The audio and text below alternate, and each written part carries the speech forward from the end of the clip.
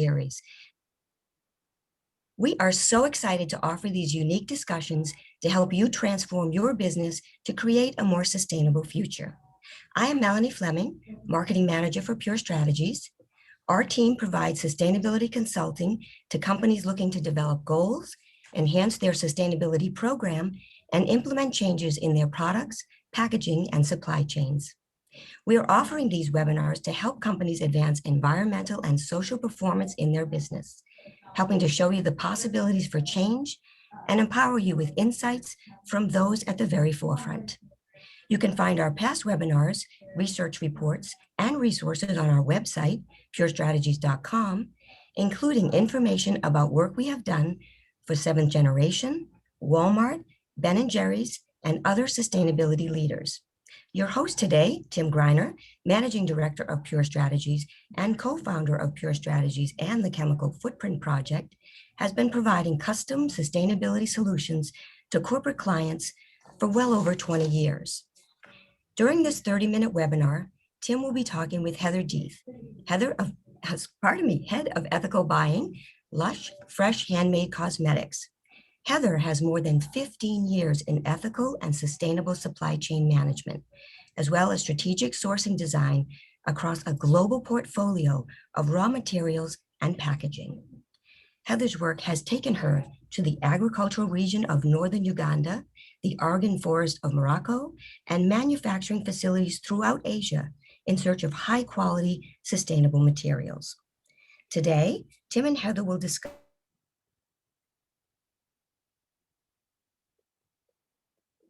how Lush became an early adopter, optimizes its value chain. We aim to have time at the end of their conversation to cover your questions.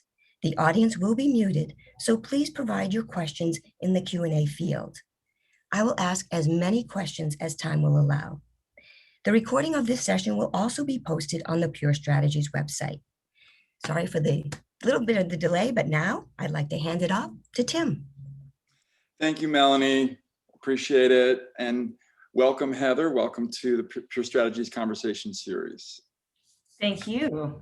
It's great to be here. Wonderful. I've been looking forward to this conversation, and I'm glad we were able to reschedule it. Definitely.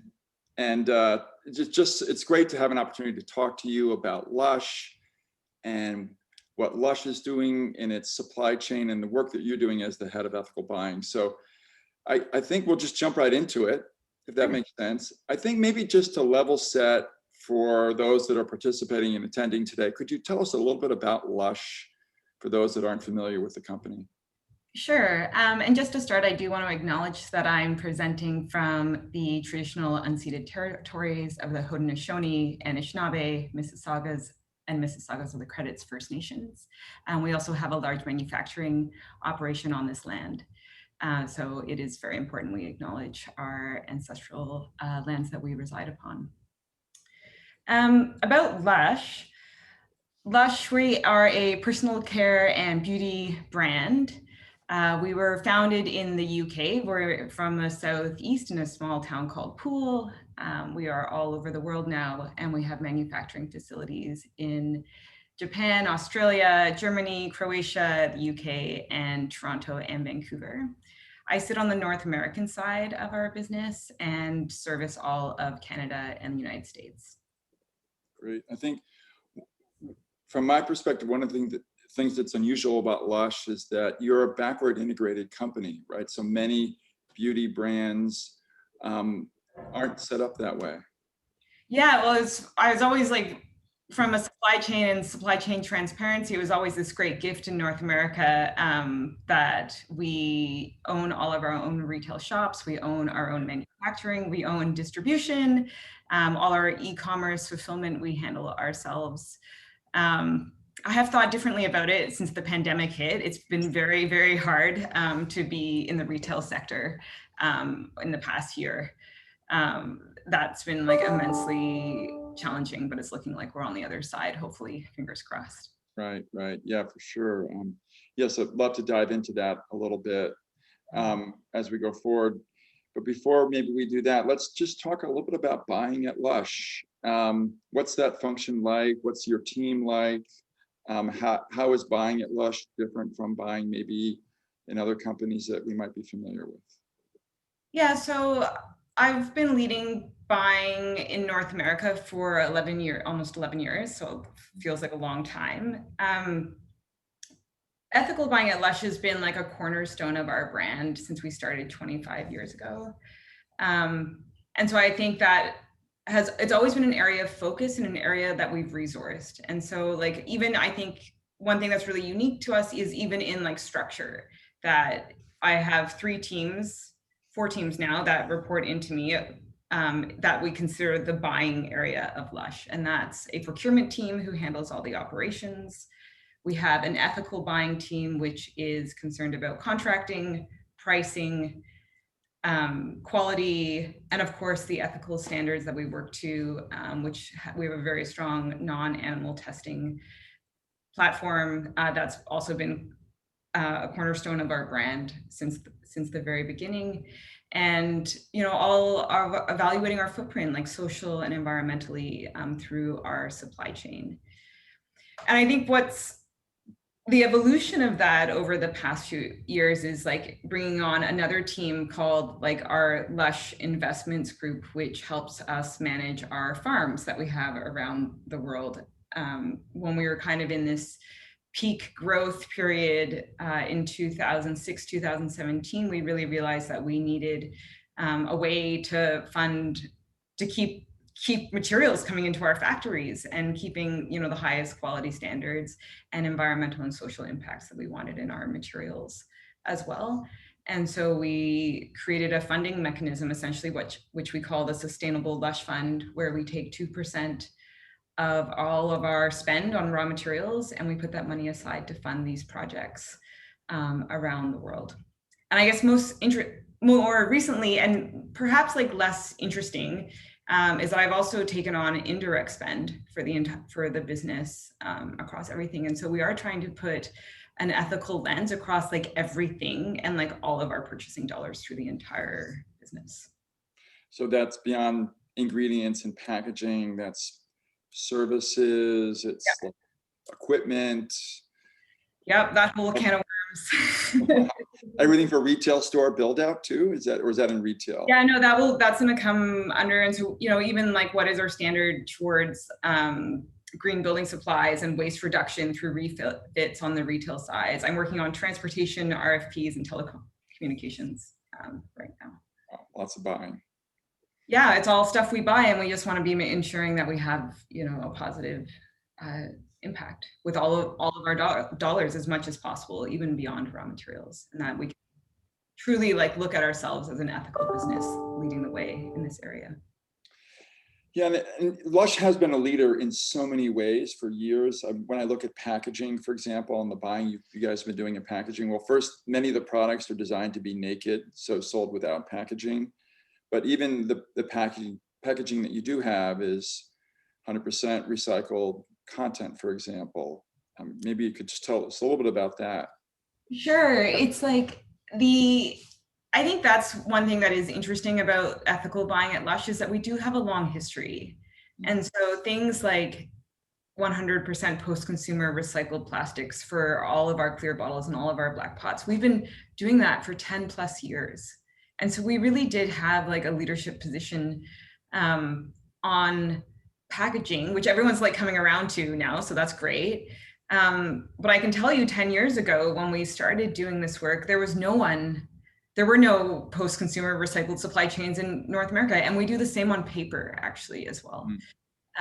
So it's paper and plastics, and really having a look at reduction everywhere in product design. And so that's how concepts like Naked, which is all our packaging free products like bath bombs, we try and make sure that there is no residual plastic other than post-consumer recycled. And then we want to take it all back and create some circularity on those materials as well. Right. It's amazing that you guys were 10 years ahead of the industry. And it's a real feather in your cap. You mentioned earlier about on the ingredient side and investments that you guys have been doing on farms. So I think that's a really interesting area for us to talk a little bit about. Could you Could you describe them a little bit? Maybe talk about the social and environmental aspects of how Lush thinks about ethics in that work? Of course, they're definitely like the real highlights of the work we're doing at Lush. And so we have 4 farms now, one in northern Uganda, Guatemala, Peru, and Arizona. I'm dying to get back out to all of them. Our first project was in northern Uganda, and I think if I can just describe that project, it kind of highlights what we were trying to do. Is that like our Lush investments manager, Gavin, had spent time kind of in East Africa previous to his work at Lush, and he found that in northern Uganda, the civil war that there in Uganda had taken a real toll. But the soil was, quite fertile, and none of us are agronomists or agriculture people. We're running a cosmetics business, but we just found that there was opportunity there to get into agriculture, and where the environmental and social need was very, very high. So we are operating outside a town called Gulu. And outside of there in Pabo, it was the largest displaced persons camp during the Civil War. And the UN would drop food, but no firewood. And so everyone was just trying to survive, and they chopped down all the trees. And so we have been engaged in agroforestry projects there, working with community to kind of reforest the land and to grow ingredients that we will buy and use in our products. So right now we have sesame seed oil that's used in our products, moringa oil, we're growing cocoa. And I think the impact is like really strong. It was really hard to get people farming again. But I can tell you that, I felt, and it takes years, like sesame seed can be used as like a cover crop until your trees get big enough. We're growing tons of bananas. We've got some great photos of what it looks like and growing like high value crops. But I can tell you what it was like for us to like put our first, we also built, sorry, I should also add, we built a solar powered factory there for all the processing. And so we do a lot of cool like food security projects, based on the community's requirements, and lots of support going out to South Sudan as well, because it's quite unstable there the last few years. And I think it was kind of like just the big aha moment of like, well, we can purchase our raw materials, which really does do powerful economic development, but at the same time having a really positive environmental footprint by reforesting the land and getting people back into agriculture and caring for the land. And money goes a long way when there is a more stable economic future, that people have a lot more stability going forward. And so we've been working a lot more in carbon accounting and looking what that is. We've just signed we'll be working with Partnerships for Forests and are expanding our partner farmer projects. And so like overall our farms in Uganda are quite small, and we work with big farmer networks. And so that was like one model. Interesting. Okay. And so that was like Uganda. And then we're like, well, that's cool. But we still need more cocoa, and we still need more ingredients. Where else could we go and kind of replicate and like duplicate that? And so our next farm was in Guatemala on the Caribbean side. And we were kind of like, oh, well, we started this in like 2014, 15 was when we started putting the money aside to fund these projects. And we found that we needed a lot more materials, and we wanted to be in different climate zones to source more materials. I want as many of our raw materials coming out of our farms as possible. And so our farm in Guatemala is 225 hectares. And we have around, I think right now we have around like 600 partner farmers that we're working with. So that's like really highly engaged with the communities and signing, long-term agroforestry agreements that, we can support farmers really convert cattle pasture or cattle as the primary income to an agroforestry system, growing cocoa and bananas and avocados and coconuts.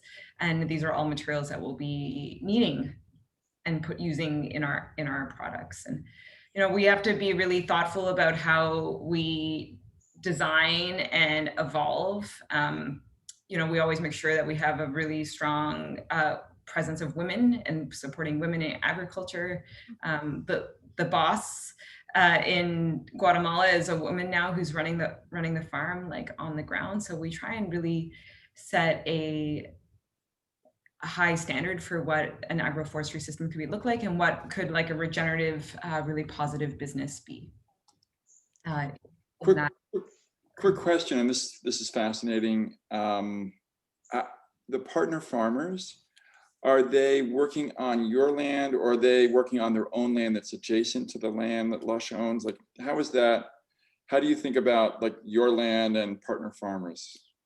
Yeah, so we have kind of like in the field, you would call them extension workers that are going out to support like community members. And so we do, we sign an MOU that if you grow these materials in an organic way, we're giving you the biomass to plant, and I'm going to buy them back from you when things come to fruition later on.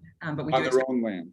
On their own land, yeah, in their own communities. And so like there are these really rewarding moments when you can speak with the cattle, someone who's traditionally had, you know, deforested the land, raised cattle, switch over. I were walking through this one gentleman's farm, and you know, just he had so much squash using as a cover crop, and he has beautiful cocoa trees and avocados, and it was just really great. It was like one of those perfect moments of they're like, oh yeah, I know that we're onto something here. This is the conversion, and it wasn't to do his entire land. He's still gonna farm cattle, but it's like, can you take some of their land and convert it back? And that we can have a positive climate impact in that way. And you can kind of help farmers shift in a way that is economically viable for them. And so that's like, we're really committed from like a business side. It has to make sense. And we do a lot of modeling on that side. Yeah, let's talk about that a little bit. I would think like from a business standpoint, so first of all, there's risk. You're investing capital. You're trying to figure out like, where's the right place? What's the right relationship to have with the local community? The issues of land tenure, land rights would come up, yeah. But also it needs to pencil out, I bet. Lush is a for-profit business. Could you talk about some of those processes and maybe also the challenges with COVID and how that impacted that? Yeah, we definitely spend a lot of time on the upfront design before we go into country. You have to really know your risk and understanding the business rules and like governance models and how to do that in a good way. Because we've looked at like all different countries and climate zones. We've definitely looked at that. You definitely want to have a good, a really solid legal process in going through that, because you're correct that it is like, you know, as more people are kind of into like agroforestry, planting trees and insetting, offsetting, you know, you do have to be careful about the land rights issue. And we've been really cognizant from the start on that front. And generally we're buying, we bought old cattle pasture from, you know, business people in Guatemala, and we've done the same in Peru. And so that, and in all the places we've operated. And so it's like, we're trying to like really hone in on like the messaging on that, so that it's really clear for people that we've done that in a really solid way. And that there is you have to be working in community with people, because they're the people who live there. All of our farms are locally managed. And so there are strong teams on the ground. Like to your point around COVID, we haven't even been there in so long that it, you know, like thank goodness we had that structure in place. Like I do have a team of people who support all those farms, but it's a small team. And so everything is managed locally. And that I think is like really critical, because they know their laws, they know the culture, they know what's appropriate. It is like about establishing community and those like business relationships and in a really respectful way, and knowing what the communities want. You have to be there on the ground and not, we don't want to be telling anyone what to do, other than like, we think there's a path in growing things organically and I want to buy it from them. Right.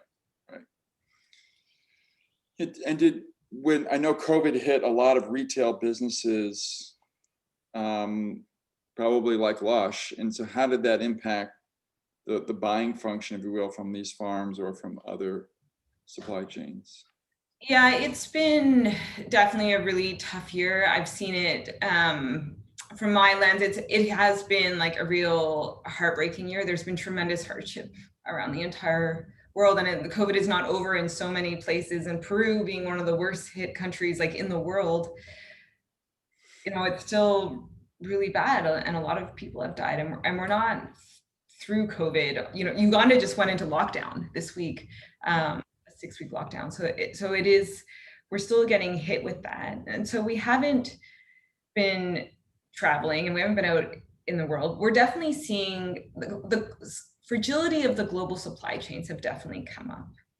I think we've seen that even from a freight side, like we've had so many raw material challenges in the past year in packaging. It's from a purchasing side, it's been a year, but especially for our farms. And I do think there is power in, we're committed long-term to these businesses and to the communities we work with. We will be there with them. I'd say one thing that we've learned is that because we started these farms kind of on our own as Lush, and then we're coming out of a couple of tough years. I think the value of partnership is kind of coming up, and who else can we be working with? Who wants to partner with us? I'm going to have tons of materials coming out in the next couple of years that are going to be the highest standard of regenerative organic. With just an awesome social impact as well, with full transparency. And I think that's really good work. And so where we're at from the pandemic is Lush is a retailer. I think, we're coming out of it, but it's still going to take some time. And so I think that's one thing I would say is I don't know if you can manage risk around a pandemic happening, but it is always managing that risk appropriately. I want to encourage, thank you, Heather. And I'm just going to quickly plug, if you have any questions for Heather, to put them into the Q&A, and Melanie will be asking questions in a minute or two. So I guess the other, related to this COVID space, could you talk a little bit about the design of this sourcing program relative to the perspective of the farmers themselves? Is Lush their primary customer? Are they selling to other customers? Are they selling locally available foods? What types of crops are they growing? So it really varies, depending. We also give farmers quite a bit of choice in what they grow and what their preferences are. So in Guatemala, they're avocado, coconut, banana, cacao, vanilla, and then there's always cover crops in there as well. But usually we're using cover crops until the trees are big enough, and then they shade out the cover crops and you got to transition. So, just supporting people through that. Right. In Uganda, it's sesame, cacao, bananas, lots of sunflower seeds as well. We buy actually lots of works to go into our products. For fragrance? No, just decorative. Decorative, okay, yeah.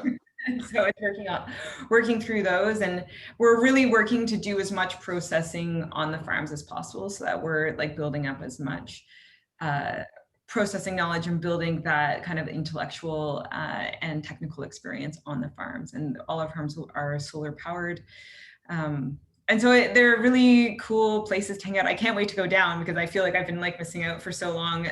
Over the last few years, we just installed all our solar panels on our farm in Peru. Peru's a little bit different because we're on the Amazon. And so one of the ingredients we buy are Brazil nuts. And Brazil nuts are actually the keystone tree species of the Amazon. They're the tallest tree.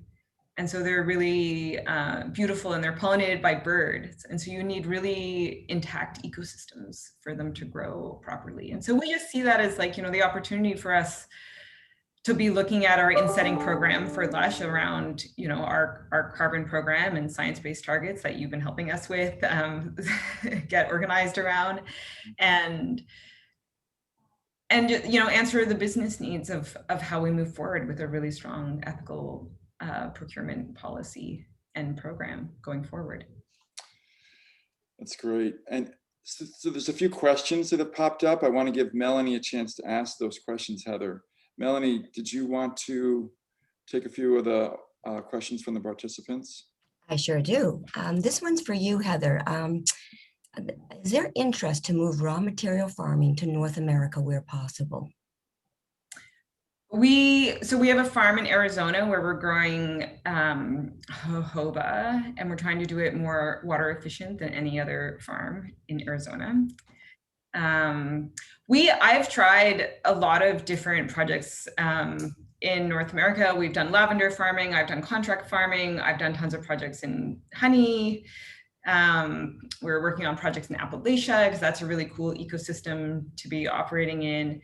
It is the desire, like I would love to have really strong projects in North America. When on an ethical buying side, we purchase a lot out of North America to reduce our carbon footprint and be working close to our factories. But from a agricultural side, I haven't cracked it completely. So definitely open to any ideas or collaborations that people would like to evaluate. Great, thank you so much. Here's another one for you, Heather. How long or has the longest farming partnership been going on, and why has it been so successful? So Uganda was the first farm, and then we started operating there in 2014. And we've been pulling 100% of our moringa requirements for the past, I think, 2 to almost 3 years now, off from farmers there. And so for me, like success for me, like one of the keystone pillars of Lush ethical buying is transparency. And so I have full transparency back to the farmers where that moringa oil came from. And it's really awesome for our staff to be able to trace it all back and communicate that story out to the customer.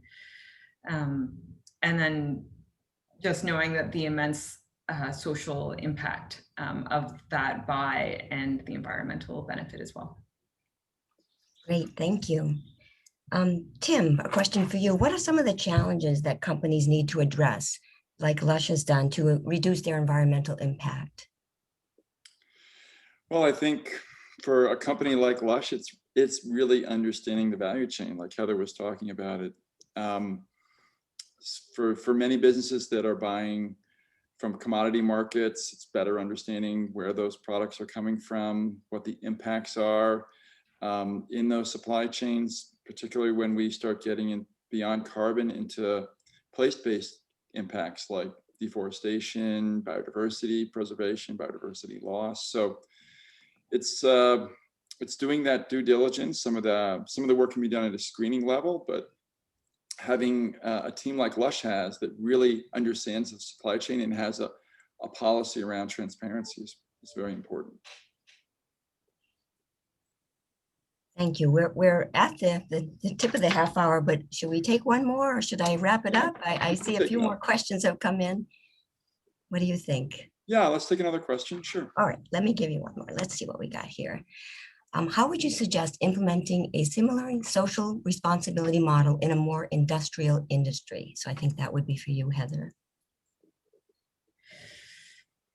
I think it's in any start of ethical buying, you don't know what the problems are until you have some level of transparency. That for me is like the number one, and it's going, it's tier 1, tier 2, tier 3, tier 4, tier 5. Like we go back to like tier 5 sometimes.